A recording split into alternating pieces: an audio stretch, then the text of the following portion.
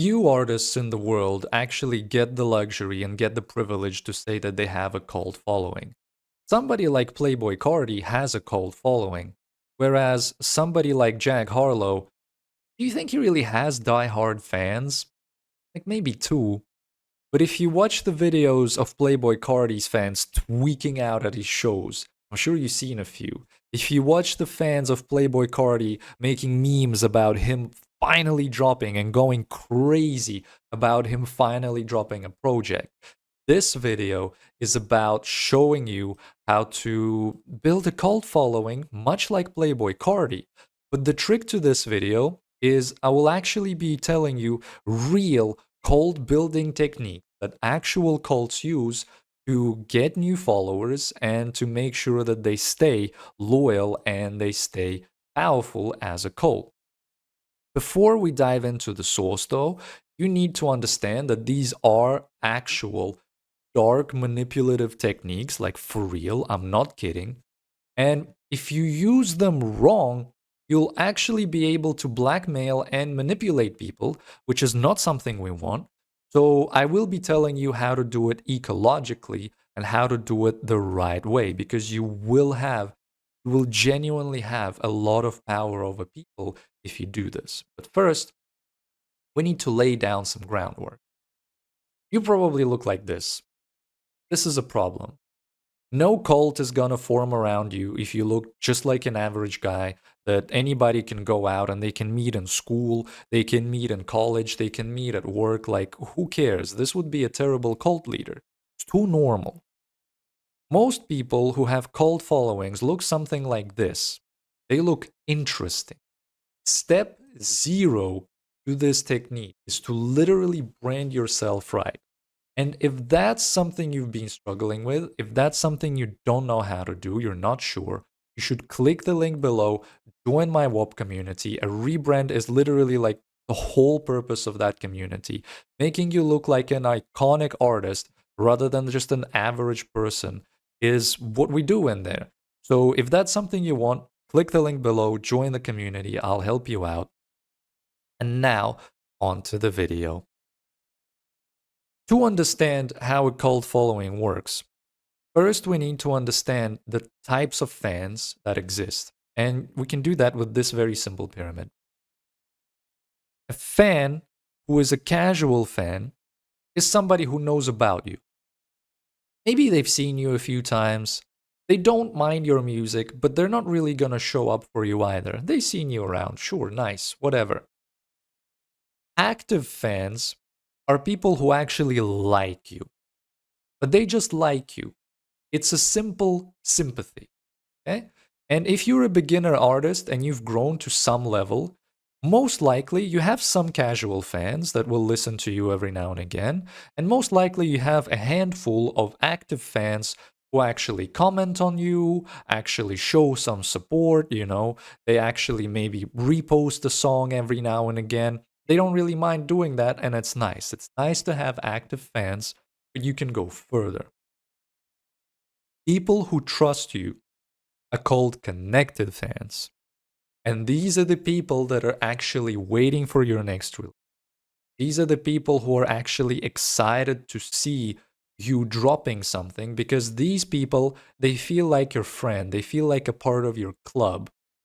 But another step above that are super fans, actual cult fans. And in this video, I'll give you very specific techniques on how to turn casual viewers into actual super deep super fans. We're not going Jack Harlow, we're going Playboy Cardi, okay? And the whole goal of a cult following, of a cult leader, is to create mystique. Because if you think of any cult, they are very mysterious, aren't they? Yes or no? You think of any cult, not very much is known about them. There are people who are in, the cult members, and there are outsiders who don't even know much about the cult. You know even less about the cult leader. He usually says he is an incarnation of Jesus. He usually says he can save everybody from the coming rupture. He usually says he's got healing powers. Does he? Does he not? Who knows? And that's the whole point of this thing. You need to create mystique. Who knows? Your fans know. Your followers know. Through this video, you're gonna create an us versus them dynamic where you and your fan base are us, the good guys. Everybody else, they're not supposed to even understand what the fuck's going on here. They don't get it. They'll never get it. They're stupid. They're normies. They're not supposed to get it. And that mentality is why you need to actually go underground. Because you're about to get real secretive with this. This is a secret. All of these guys' fans, they're very insular. The underground actually purposely separates itself from the mainstream. And when an artist from the underground starts becoming too big, the original fans actually start to lose interest. This is an interesting dynamic because underground fans love to gatekeep. They love to discover new artists. And that's what you're going to appeal to. You're going to target the underground. You're going to separate yourself away from them. You're not going to try to go viral. You're not going to try to become famous. You're going to say, okay, I'm going underground on purpose because the underground fan, by default, wants to separate himself from everybody else. Like, fuck those normies. Everybody listens to Drake because Drake's popular. I'm going to listen to Yeet. I'm going to listen to Playboi Carti. Fuck those other guys. You're creating an us versus them dynamic, and the underground fan is a perfect way to do that. And also, going underground gives you that secrecy that you much need because nobody's supposed to know much about you.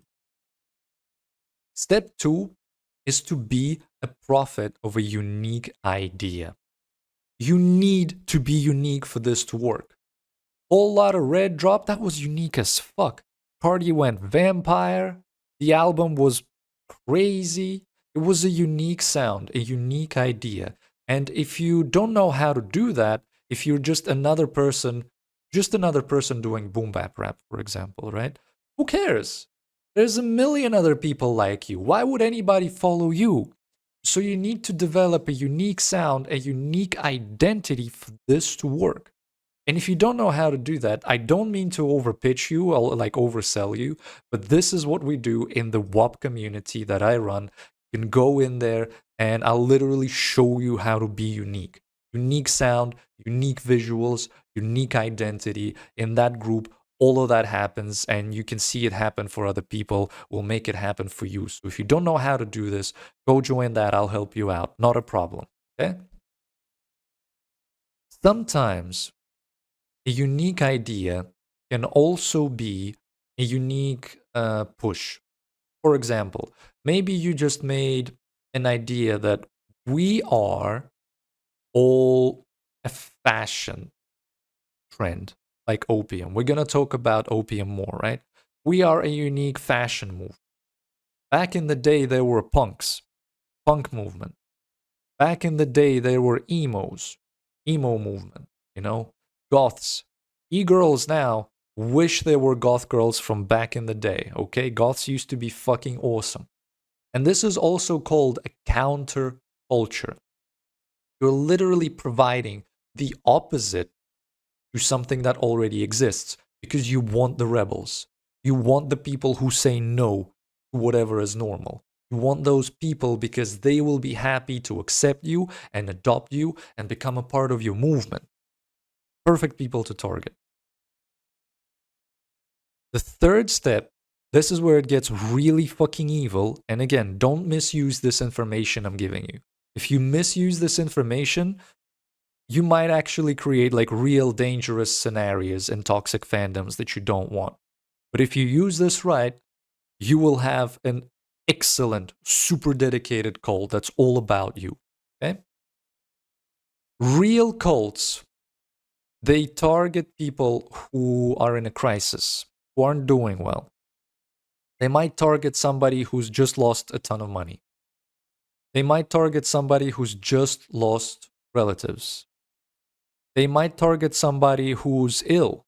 They target ill people all the time. Cult recruiters literally go to Alcoholics Anonymous and they recruit people in Alcoholics Anonymous meetings.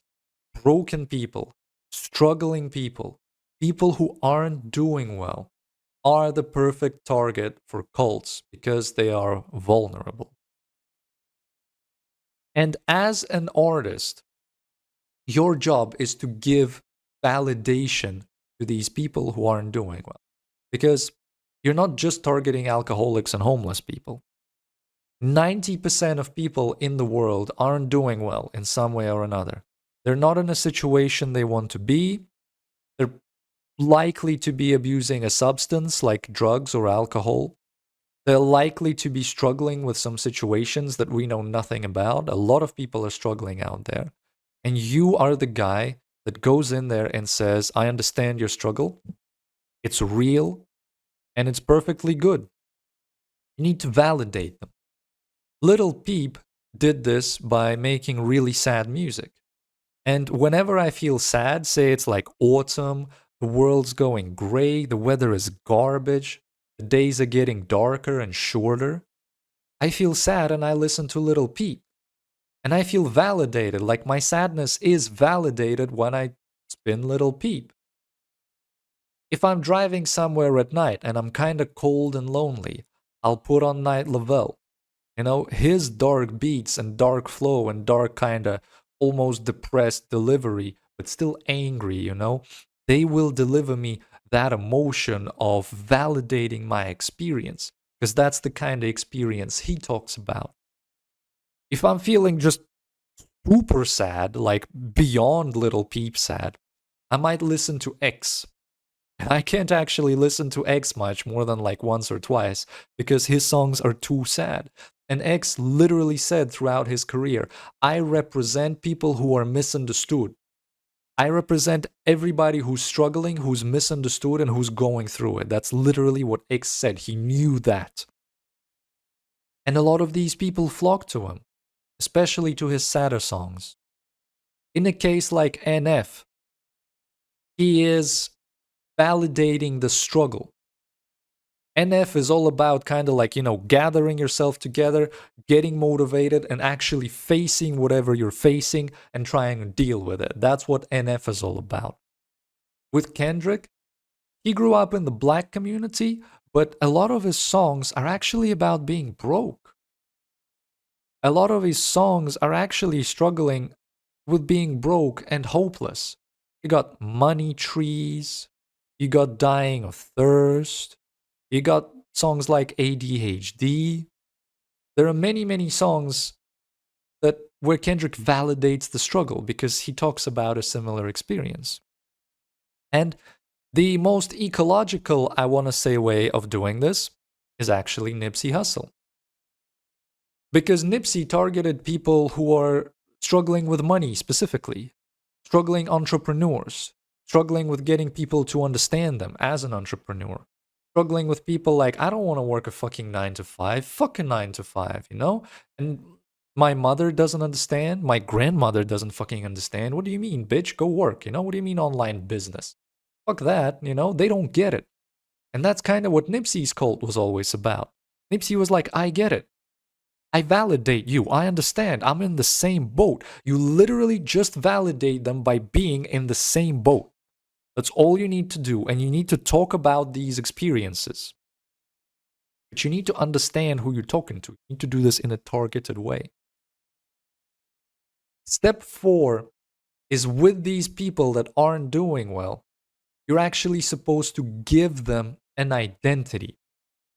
And there's a study on this, and this study is actually about sports, but this works the same way in music. The source indicates that large crowds, regional tradition, and distinct paraphernalia, that's like clothes and team colors and all that, provide an individual with relative anonymity and de-individualization. That means we become a part of something bigger. And you know sport fans, say like soccer fans, they like a team, they love a team, they're all about the team, and every time the team wins, they feel like they won. And every time their team loses, they feel like they lost. Like, bro, it's just some people on the field kicking a ball around, but it becomes a part of your identity as a sports fan. Like, no, they're not just kicking. You don't understand. You don't get it. Like, they live that world of sport.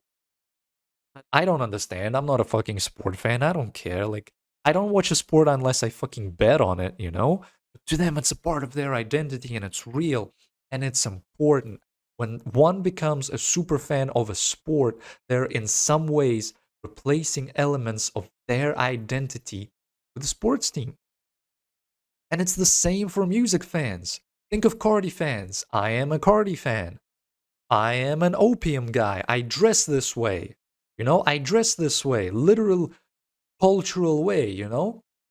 I listen to this music. I wear this type of jewelry. I live this kind of life. I pose this way for my photos.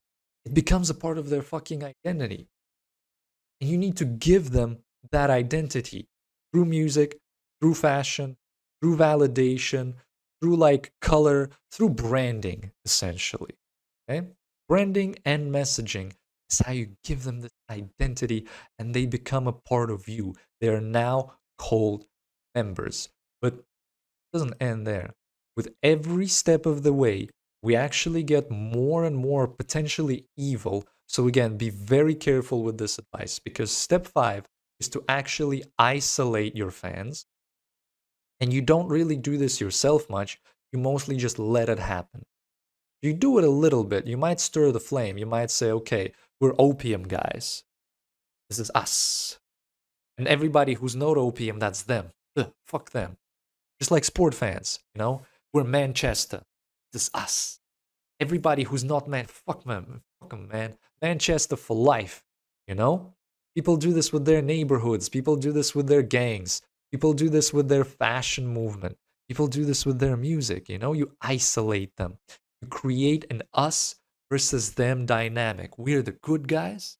We get each other. I get you. I understand you. We're fucking, we're like in. And all these other people, they're out. Fuck them.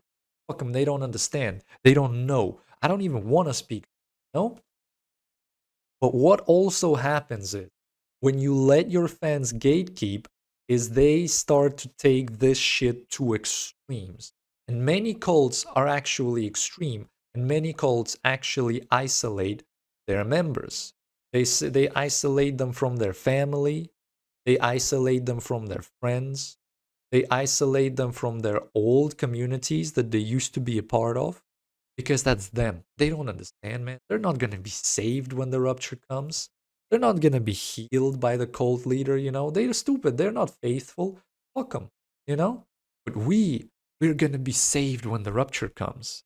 We following this guy like us, we're the good guys. We're going to go to heaven. Everybody else is going to go to hell. We're going to get healed of our ailments if we just believe more. No? That's how they do it. And that's how it works in music as well. So when you see a Jack Harlow fan, what are the chances that somebody says, I like Jack Harlow? And somebody else says, oh yeah, me too. Nice beats. Oh, whatever. What are the chances of someone saying, oh yeah, I'm a Playboy Cardi fan? And someone else saying, oh, but have you heard this leaked demo from 2013? Codename Cardi Leak for 2069? This is a list of Cardi leaks that somebody listed down, listened to them, and rated them. This is a community thing. Do you think people do this for Jack Harlow? Do you think people rate Drake leaks like this? Who the fuck gives a shit about Drake leaks? But with Cardi leaks, it's us. We know these, know the lore. You know? Oh, you're a Cardi fan? What do you think about I Don't? I think it's a 7 out of 10. Oh, you haven't heard it? Not much of a Cardi fan then, are you? If I want to talk to you, buddy, I'll give you another chance. Have you heard I Got a Tattoo? I got the fucking 10 out of 10 on that shit. I reckon that's one of his big, big good leaks. Have you heard it? Oh, fuck out of here, dumb cunt. Said you're a Cardi fan and you haven't heard I Don't. I got a tattoo, and this other long list of fucking leaks that everybody outside the fandom doesn't care about. The people in the fandom, they're actually protective. They actually care about this shit a lot. They actively like seek out these leaks. They discuss them. Outside of the community, people don't understand. They're not supposed to understand. They'll never get it. We get it. We're a team. We're a club. We're something. You know, we're the cult. And so you gotta isolate your fans from everybody else by letting them gate. Just let the toxic. Step 6 is you need to give them mystical lore. How many things about Cardi and Iggy have you heard throughout the year?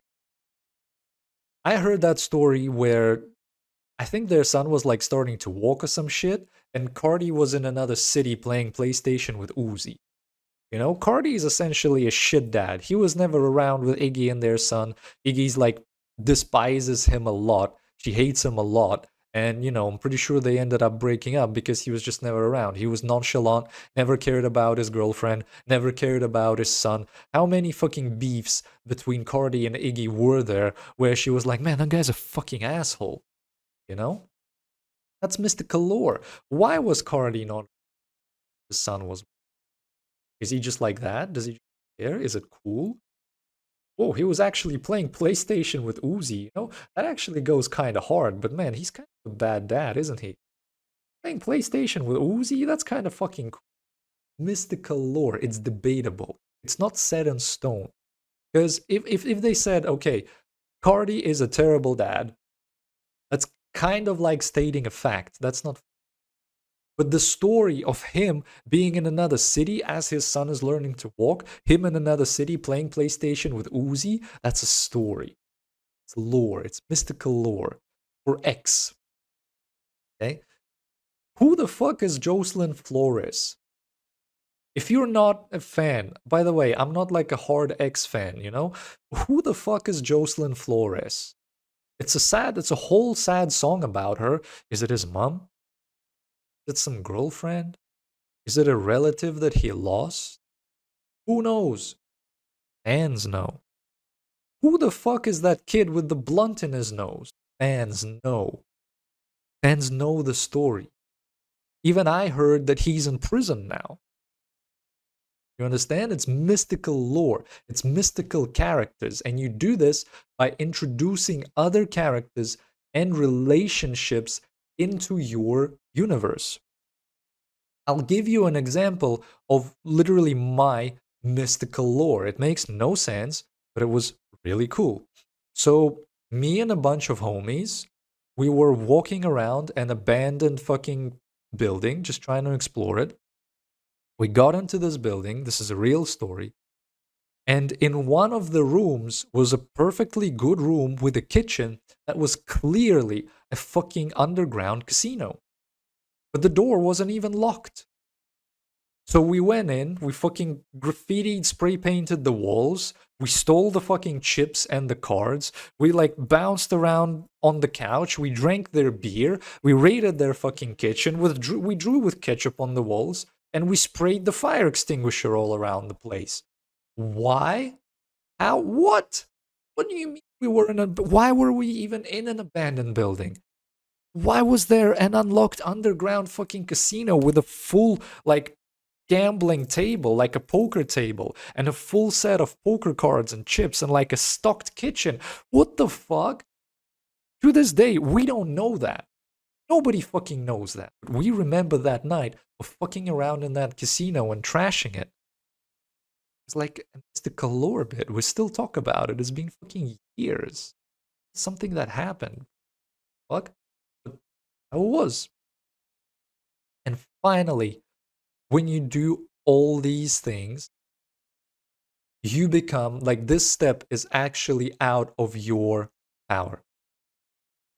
This step is actually out of your power. By the way, all actual cults have mystical lore. If you think about it, like every cult leader says, they all have this story of like, oh, so I went to this mountain in India and I was climbing the mountain for 10 years and then I made it to the top and Jesus revealed himself. You know? And he said, heal the world. And I said, okay, Jesus, I get it. And since then, that's my mission, to heal the world. And Jesus also said, people I heal will go to heaven. Everybody else will go to fucking hell. Rupture's coming, guys, you know? Every cult has this mystical fucking lore. I told you my mystical lore. I told you their mystical lore. And you need to tell your fans your mystical lore. And if you do all these steps right, this step is actually out of your hand. The fans will do this step themselves. The gatekeeper to good, to happiness, is you. So, like a cult leader would say, everybody I healed, everybody who's my student, we're going to heaven. Everybody else is going to hell. This is literally how Cardi fans feel about Cardi. Because when he drops, they're so stoked. They're so happy. He teases a song, he teases an album. Everybody, the internet goes up in fucking flames. They're like, wow, Cardi's gonna drop. Everybody's happy. And when he doesn't drop for 5 years, they're sad. They're like, Cardi dropped for 5 years. There hasn't been a Cardi leak for 2 years. Oh, what do we do? This is not even in your power anymore. You don't even control this anymore. But this is what your cult fans start doing, because you become the gatekeeper of their good. They will show up to your shows because you are good. Your show is good to them. You know, oh, it's a Cardi show. Holy shit. You know, everybody's going. You saw the videos of everybody tweaking out at these Cardi shows. Oh, Cardi dropped merch. We're buying limited drop opium merch. Wow. Sold out fucking instantly. Oh, news about Cardi. Did you hear? He didn't fucking visit his son again because he's a shit dad. Surprise, surprise. You know, news about Cardi. Wow. It's literally like being a religious cult leader, because, you know, the cult members, they don't really get to see the leader. The leader is only the inner sanctum. He appears once every now and again and says hello and waves to everyone, and then fucking disappears again. Nothing is known about. But when he comes, the cult is ecstatic. And when Playboy Cardi shows himself in public or drops music, the cult is ecstatic. A real fucking cult. And if you have something like this, your shows will they'll sell out. Your merch will sell out. Every time you drop a project, people will actually be vehemently fucking waiting for it. Isn't that nice? And you can have the power of actual real stardom and money without having numbers that are like big and crazy. In terms of streaming numbers and following, you can do this at relatively low levels. And if you want to, you can still go mainstream after. Like Cardi has. You don't have to agree with me, but Cardi is now mainstream. Like Yeet has. You don't have to agree with me, but you know, they're pretty much mainstream. They're out of the underground by now. People will never accept this point of view because they don't like that point of view. It's not a popular point of view. But truth is, you can still transcend and go into the mainstream after you've had a cult following. And you get to keep most of your cult supporting you as you also mainstream, which is fucking awesome. And if you need help with any of that, literally any of this, if you kind of feel like you've been lacking direction, you don't really know what you're doing with your music, if you feel like you tried things, you tried this and that, if you haven't really grown much, and if you feel like you just need a strong brand to actually get eyeballs, you feel like you look too average and too boring, too plain, you should definitely check out the WOP community that I run. Because A, there is a course in there on how to brand yourself with actual scientific data. This is how we developed artists on Soyuz Music. I was an artist development manager there.